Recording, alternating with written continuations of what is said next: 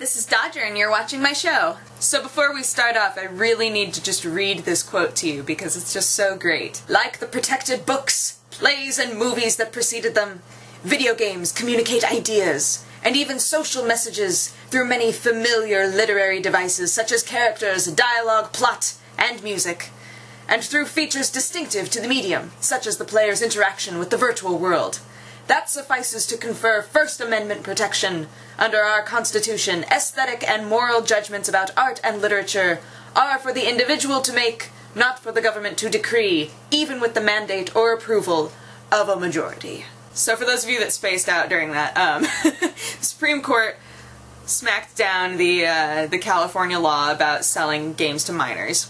I'm glad that they've decided to put video games within the First Amendment rights with, like, plays and books and movies and all of that. I mean, it's all the same, like, in the same box. Those of you who are not in North America, you won't care all that much, but we're excited. If you are super excited to go to Gamescom, I hope that you're not super excited to go because you get to play Diablo 3, because they're not going to be there. There is still a possibility that it could show up, but Blizzard is not listing it as something that they're bringing to Gamescom, so if you were hoping to play it and haven't played it before, Gamescom will probably not be the place. I find it so weird that Blizzard consistently announces games years before they know it's going to be out.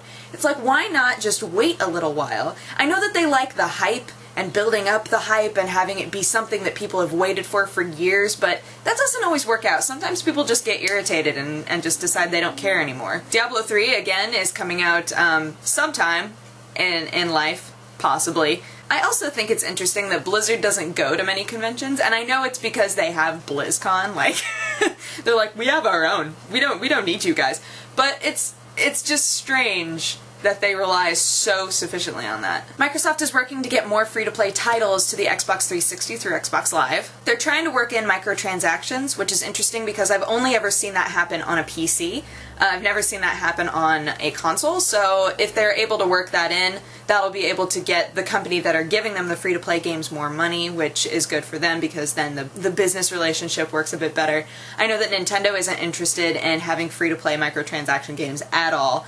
PS3 already has free roams, but I don't even know if they use microtransactions. I haven't actually played that game very much. I mean, for the most part, microtransactions are done through MMOs, and I think, like, social games, right? Like Facebook games, there are all sorts of microtransactions. And just to explain what those are, it's when you're playing a game and you're able to just buy something on the fly. Like, you can be needing something and be able to just purchase it within the game and not have to restart it. But again, it just kind of, like, works into your brain and is like, no, it's just 50 cents, it's not a big deal, and then you wind up just purchasing all sorts of stuff. It's the same tactic that all sorts of games use on the PC. But it is good to hear that Microsoft is trying to make things a bit more accessible to people within the 360 universe, because there are plenty of people who don't really have a lot of interest in the Xbox 360 because all they know about it is FPS, FPS, FPS.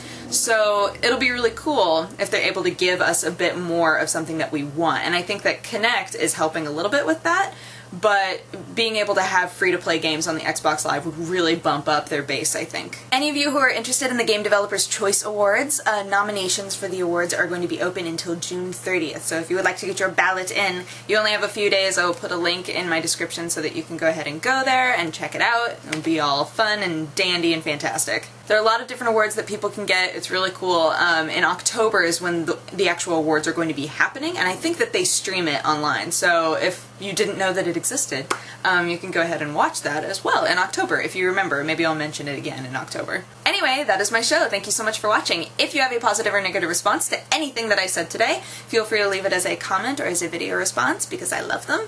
If you want to have coffee with me, you can go ahead and click somewhere in here. There will be an invitation that will take you to my other channel where I'm gonna talk about something. But otherwise, I'll talk to you guys again soon. Okay, bye-bye.